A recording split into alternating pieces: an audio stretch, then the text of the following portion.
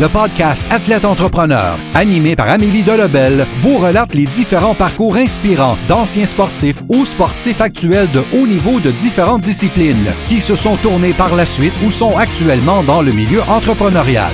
Des entrevues et reportages qui sauront vous motiver à atteindre votre plein potentiel.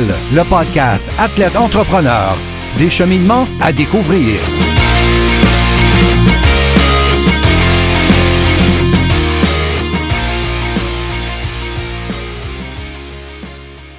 Bonjour à tous, ici votre hôtesse Amélie Delobel et je suis très heureuse de vous accueillir sur mon podcast Athlète Entrepreneur pour cet épisode 015. Athlète Entrepreneur est un podcast qui a pour but de motiver les athlètes ou anciens athlètes qui souhaitent se lancer en affaires.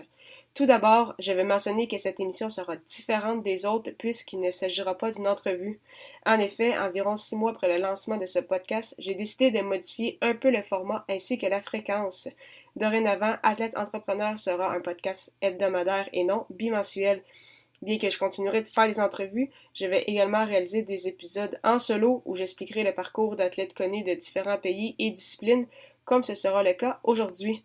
En effet, pour cet épisode, j'ai décidé de vous en apprendre un peu plus sur Wayne Gretzky, qui est non seulement le meilleur hockeyeur de tous les temps, mais également un entrepreneur depuis les années 1980. Dans le monde du hockey, Wayne Gretzky n'a pas besoin de présentation. L'homme aujourd'hui âgé de 58 ans est le meilleur pointeur et buteur de l'histoire de la Ligue nationale de hockey. Ses 2857 points le placent seul au sommet, bien loin devant Jaromir Jagr qui vient au deuxième échelon avec 1921 points. Il est aussi au tout premier rang pour les buts avec 894, soit 93 de plus qu'un autre grand nom dans le monde du hockey, soit Gordie Howe. Gretzky a également remporté énormément d'honneurs au cours de sa brillante carrière, dont 4 Coupes Stanley, 10 trophées Hart Ross remis au meilleur pointeur de la Ligue nationale, 9 trophées Hart remis au joueur le plus utile, 5 trophées Maurice Richard pour le plus de buts en une saison, ainsi que 2 trophées Conn Smythe remis au joueur le plus utile en série. Le numéro 99 a disputé près de 1500 rencontres de saison régulière avec les Oilers d'Edmonton, les Kings de Los Angeles, les Blues de Saint-Louis ainsi que les Rangers de New York lors de sa carrière qui s'est étendue de 1979 à 1999. Il a d'ailleurs été capitaine pour 3 de ces 4 formations, soit les Oilers, les Kings ainsi que les Blues. Il a également représenté le Canada sur la scène internationale à plusieurs reprises, remportant 3 médailles d'or ainsi qu'une de bronze. De plus, il a aussi aidé le Canada à mettre la main sur l'or aux Jeux olympiques de 2002, ainsi que sur la Coupe du monde en 2004 comme directeur général.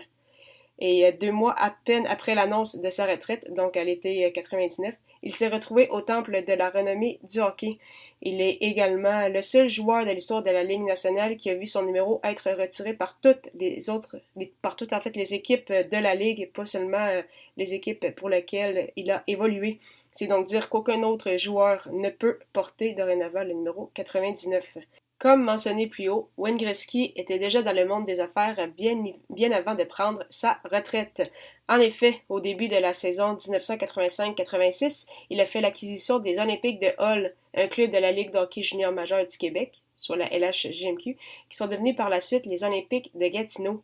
La nouvelle organisation de Gretzky a gagné la Coupe du Président, remise à l'équipe championne des séries éliminatoires dès sa première année comme propriétaire. Les Olympiques vont également récidiver en 1988, alors que la Merveille finalement vendra l'équipe en 1992.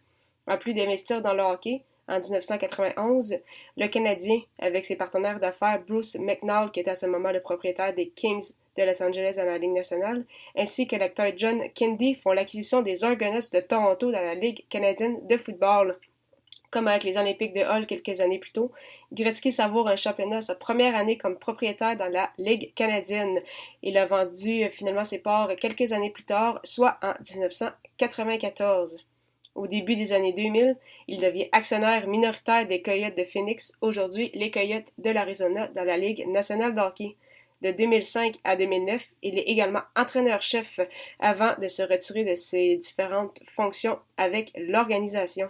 Il revient dans le monde du hockey au début de la saison 2015-2016, cette fois avec l'équipe où il a connu le plus de succès, soit les Oilers d'Edmonton. Comme avec les Coyotes, il devient actionnaire minoritaire du club et occupe toujours ce rôle au moment où on se parle. En 2017, Avec la compagnie Andrew Peller Limited, une entreprise qui produit du vin, l'homme d'affaires et ancien hockeyeur a ouvert une distillerie à son nom à Niagara-on-the-Lake, en Ontario. Il y vend des produits avec sa nouvelle image de marque, Number 99. Au départ, il se consacrait surtout au vin et au whisky, mais depuis le mois de mai dernier, il a également lancé sa propre bière. Gretzky a également plusieurs restaurants à son nom, dont le Wayne Gretzky Restaurants, qui a ouvert en Toronto en 1993 et qui fonctionne encore très bien aujourd'hui. En 2015, à l'aéroport international d'Edmonton, il a lancé le Number 99 Gretzky's Wine and Whiskey. Et finalement, également à Edmonton, il a lancé le Studio 99 au Rogers Place. Comme quoi Wayne Gretzky ne semble pas qu'avoir du succès sur la patinoire, mais également en entrepreneuriat. Si vous souhaitez consulter ces différents produits ou voir les menus de ces différents restaurants, j'ai mis tous les liens mentionnés dans cet épisode au bas de l'article dans les notes de l'émission. Et c'est ce qui va mettre fin donc à cet épisode. Merci beaucoup encore une fois pour votre support et en souhaitant que vous ayez aimé ce 15e épisode officiel d'Athlète Entrepreneur. N'hésitez pas à consulter mon site internet améliedelobel.com pour écouter tous mes épisodes de podcast et lire mes derniers articles de blog. À la semaine prochaine pour une autre émission.